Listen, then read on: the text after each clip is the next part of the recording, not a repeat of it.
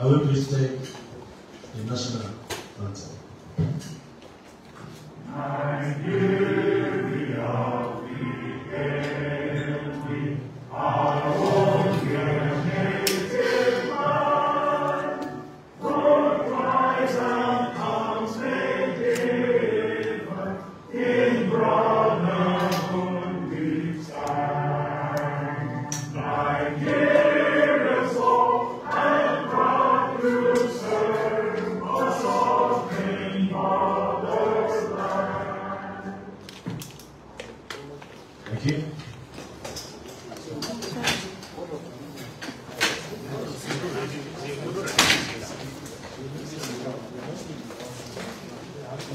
The Inspector General of Police of the Federal Republic of Nigeria, IGP Kayode Egbetokun, DG of the Nigerian Police Medal, the Deputy Inspectors General of Police, and other members of the force management team that are here. And let me recognize the presence of Mr. Danilo Campisi, the acting country representative of the UNODC, standing in for the Executive Director, Mr. Danilo, Assistant Inspectors General of Police that are here present, Commissioners of Police, very senior officers, and heads of various internal medicine control units of the Nigerian Police Force that are here present, other members of the entourage of the country rep that are here present from the UNODC, gentlemen of the press, and ladies and gentlemen. I want on behalf of the Inspector General of Police to welcome you all to this short ceremony we're having today. Be told by the UNODC that they are here to pay a costly visit of the Inspector General of Police, and of course, to officially hand over a report to the office of the Inspector General of Police of the Federal Republic of Nigeria.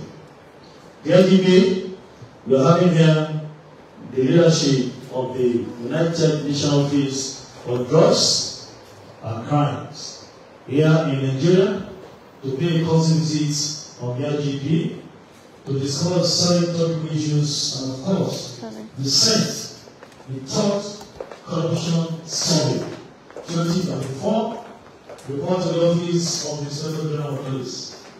The IGP, the first time this was done was in 2016, and the second one was done in 2019. And today, history is being made as we are receiving this report from the UNODC today.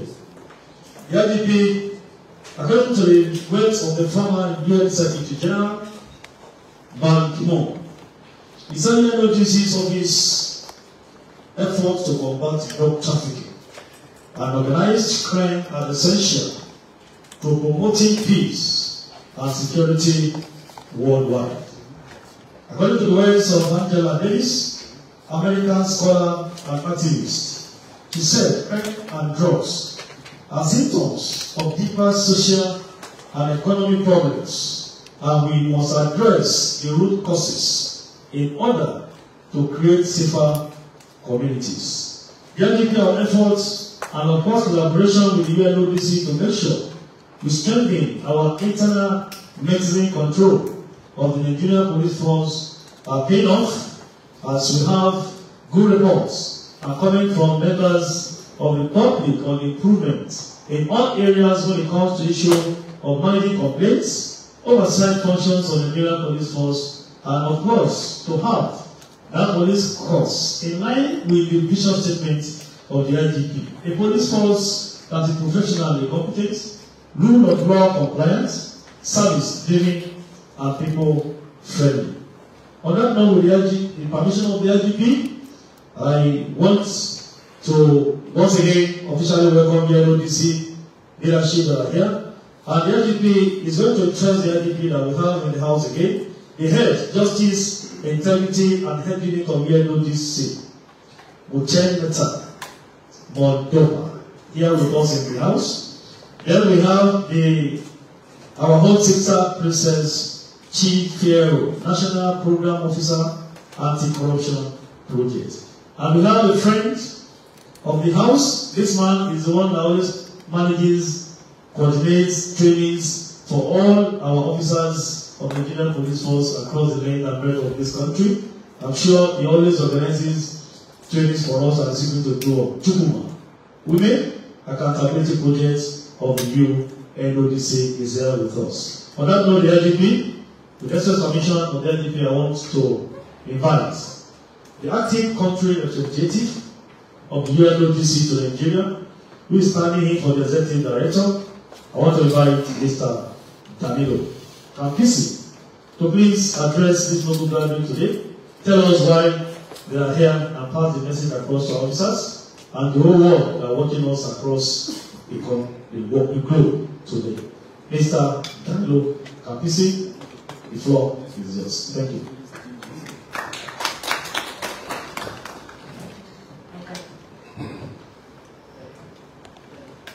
Inspector General of Police Kayode Egbetokun, members of the Police Management Team, very good morning. I'm very happy I'm able to pronounce your name, because not all of the case here in Nigeria. So thank you very much for this very warm welcome, especially considering the short notice. This is a great occasion for me to be here. This is a walk to me since I assumed this capacity. I'm not new here in Nigeria, as I was briefing the Inspector General before. I was already here in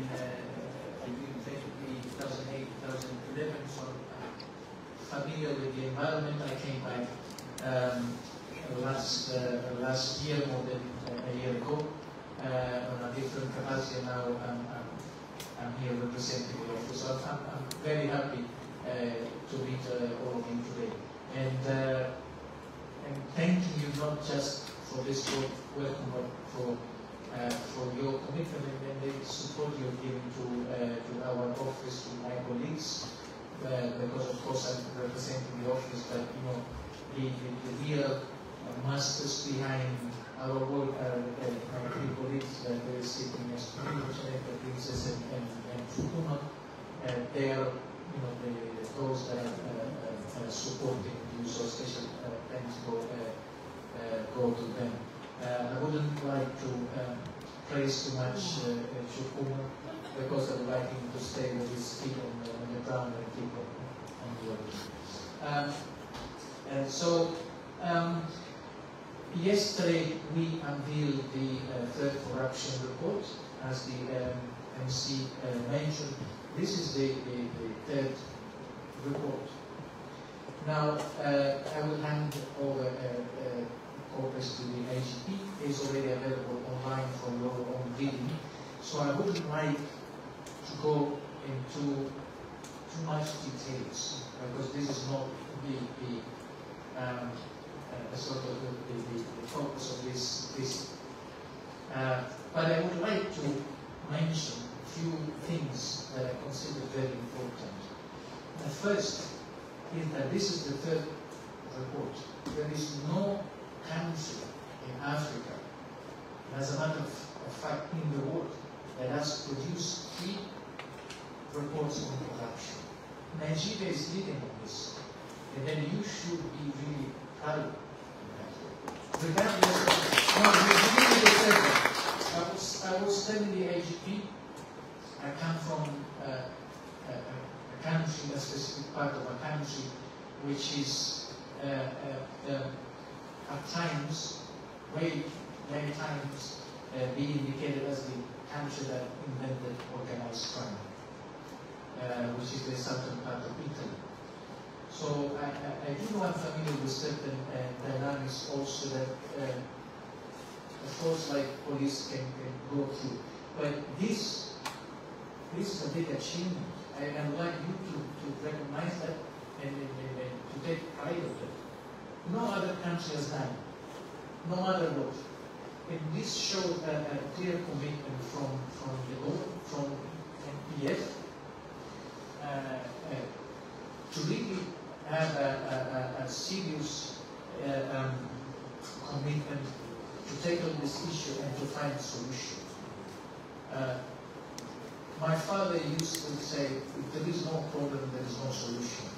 So the first step is to recognize that there is a problem.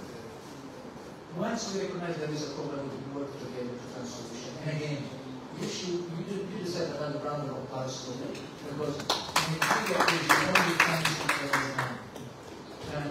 Beside that, you will see there are numbers which at the end of the day are important for us to understand what we are doing and if we are going to the right direction, and the answer is definitely yes. There are a few statistics that are really encouraging. I invite you to take a look when you have time, page 93 to 94 and 95. It's just 2 pages. It really refers specifically to police and to something that is very close to our heart, which are the open response unit. I think this is a revolution here in Nigeria.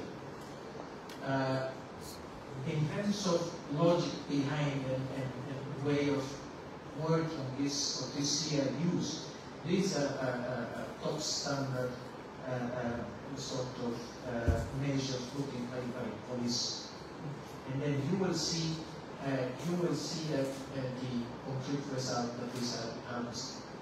Is that enough? Absolutely not, because I've seen we've just managed to implement that in 5 states. We need to do more. We need to expand that, and my colleagues are working full time to sort of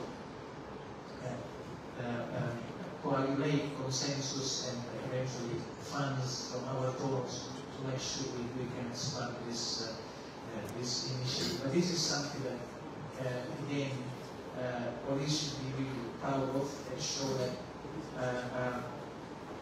police is not afraid of basically tackling the problems, of being transparent, and in the end serve citizens.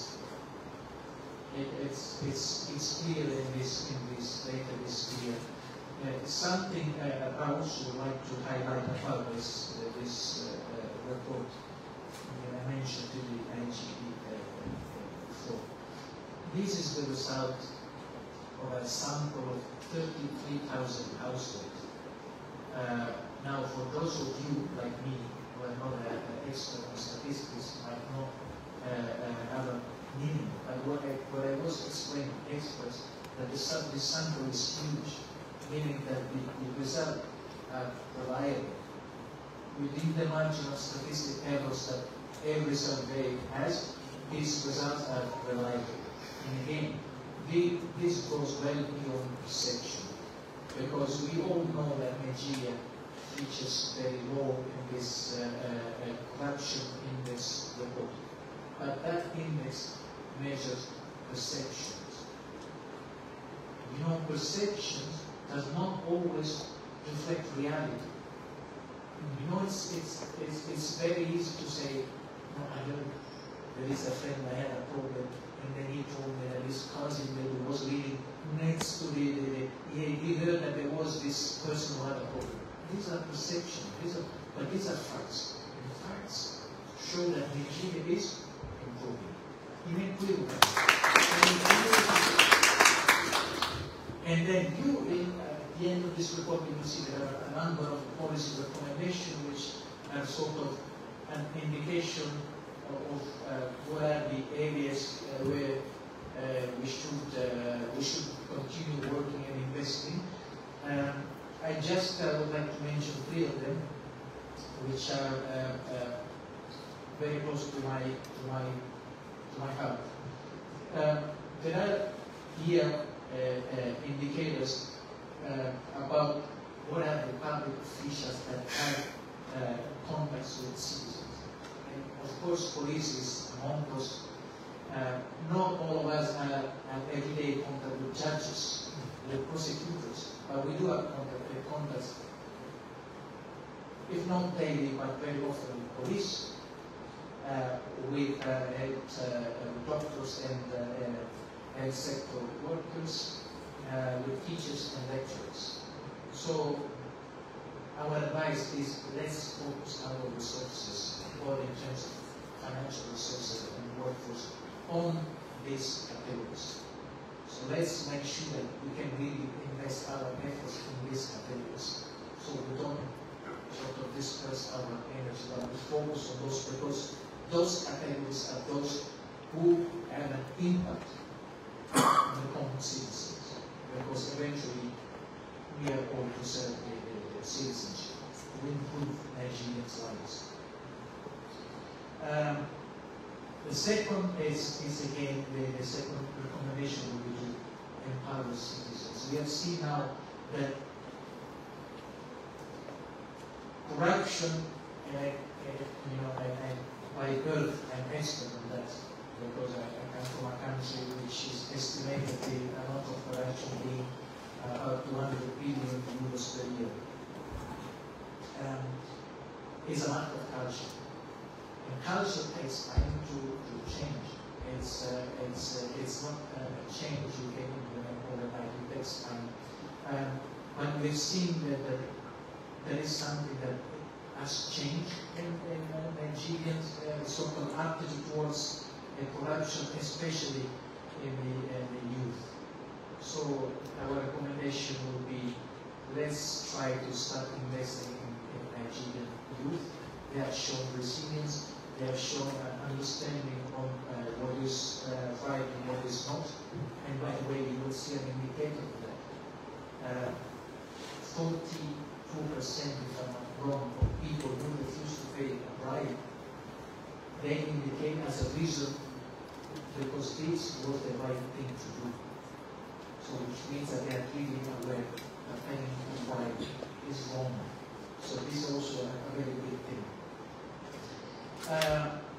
And the third point would be promoting, gender equity and women empowerment. We all know, at least at home, I normally say I have the last word at home. Not my wife, I always have the last word, which is, yes, madam, you're right. Indicators show that also women, we should invest more in women and get women more involved in our reforms. You're nodding, I know you're nodding, yes. Because it appears that they are less prone to solicit bribes compared to men. And they are less keen to pay bribes compared to men. So a recommendation would be to really involve those entities that represent women into all the decision making sort of reforms. And finally, also to make sure that those that are left behind, people with disabilities, that their interests are also promoted. Because if it's true that they are as likely as everyone else to be requested to pay a bribe, for those, this might represent an additional burden in addition to the sort of the physical burden they already experienced. So again, in conclusion, I'd like to leave you with this message. This report for me is very encouraging. We do agree when we go through it. And I really hope that in a couple of years we'll be able to sort of work on a fourth report and be able to really experience and show again the progress that Nigeria has made, because I'm really confident that this is the right trained. But you know, for me, that was just an excuse in the end to come here and maybe IGP, which I didn't have the opportunity to do that before. And you know, I would be unfair if I not mention that in the end, that place where we see very small, but because in the end, this is a Nigerian document. I mean, it's the National Bureau of Statistics that led this process. They collected the data. We provide some technical support in analyzing data and everything. But again, this is again something we should, as Nigerian, be proud of. That this is a Nigerian document. This is produced by Nigerians. And yesterday, there was a tweet by the Statistician General who rightly mentioned proudly that it's the only statistic office in Africa who has gone through 3 exercises of this nature. So again, while I recognize that there are challenges and improvements, which in the end is good news, otherwise if everything was good, we wouldn't have a job for us, right? So while there are challenges and improvement, I see the glass definitely half full or more than half full, because this is a great achievement. So from myself, but also on behalf of the organization, and congratulations to Nigeria and to the police force in particular. And when you go to the report, you will have the review. So thank you very much.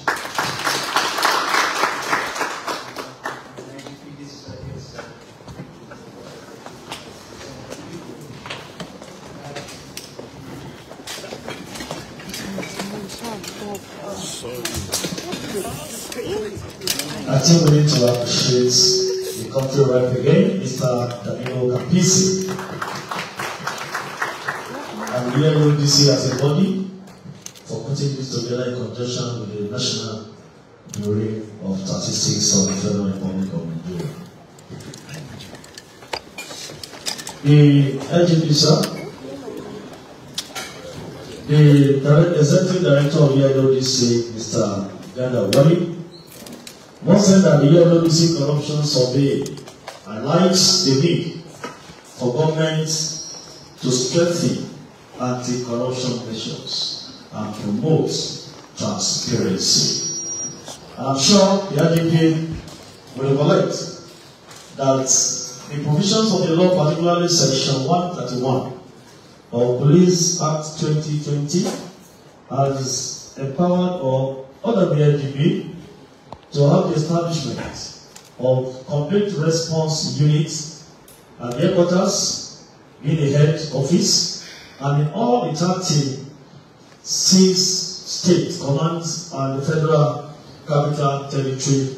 And I'm happy to inform this gathering that has been complied with the directive of the Inspector General of Police stated here, that all the commissioners of police to establish CRU in their various commands, and this has been done. Additionally, the IGP, in his quest to support the federal government on anti-corruption crusade, the IGP has just established the anti-money laundering unit under the first criminal investigation department, headed by the Commissioner of Police, to assist the government in the anti-corruption crusade. Aside that, I want to inform you again that the IGP has empowered the internal medicine control of the Nigerian police force by appointing assistant commissioners of police to be in charge of our escort in all the 36 states, including federal capital territory, and having a commissioner of police under FCID to supervise these offices. The IGP has also strengthened other units, including the Public Complaint Bureau, established in all the states of the Federation to make sure we have perfect complaint management. I think all these things put together have actually assisted the police to have very good reports this time around on corruption survey.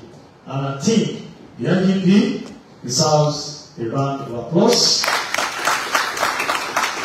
for putting all these things together to support the government and have that place that Nigerians and the whole world can be proud of as a very responsible and civil security organization.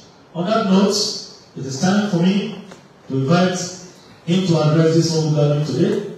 Respond to this, the one I call the mathematician itself. I know he's going to take his time as a mathematician to study the reports, study the data, analyze the data, and of course, provide so many things that will help him to conduct the affairs of the Nigerian police force as expected.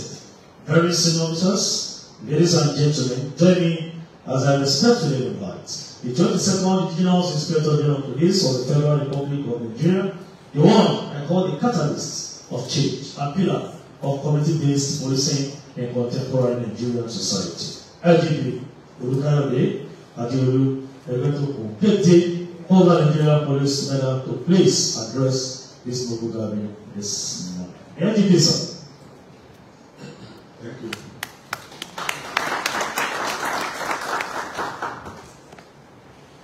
The acting country representative of UNODC in Nigeria, Mr. Danilo Campisi, and members of his entourage, I recognize Mr. Ugoba and Princess Yovero and Mr. Shituman Ume, members of the First Management Team who are here present, the GIDs and other officers.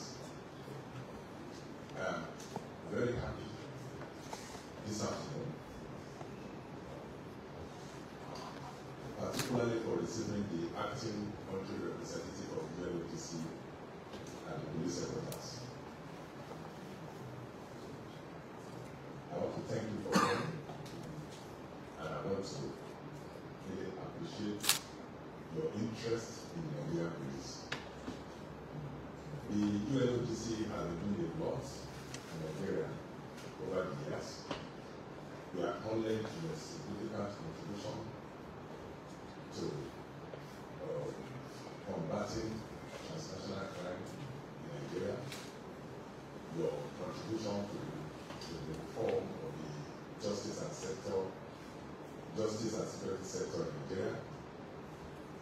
We appreciate everything you are doing. We know that for years you have been in Nigeria conducting researches, indeed globally, and collecting data on crime globally.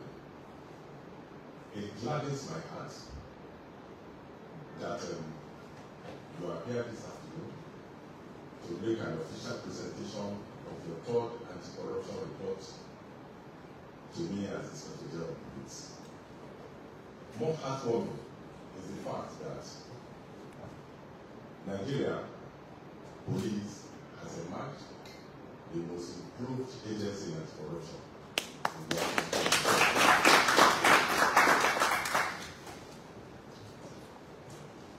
I want to thank you for this. I know that your reports are database. I'm happy when you said that your report was not based on perception, but based on data. Perception-based reports can be subjective, like we all know. Perception-based reports can be influenced by individual biases and hearsay. But the UNODC report is not perception-based, but data-based. Data-based reports are more factual, more reliable. It is the analysis of the evidence that's on ground. I'm very happy to have this report, and I want to assure you that I'm going to study it, I'm going to read it, and I will get back to you on this. The fact that Nigeria Police has emerged the most improved agency in anti-corruption in 2024 is a clear evidence to our commitment to transparency and accountability in our policing services in Nigeria. And you can use this yardstick to assess the Nigerian government. If the Nigerian police is improving, it shows that the Nigerian government is improving. There is improvement in governance in Nigeria. Like you said, that the police are everywhere.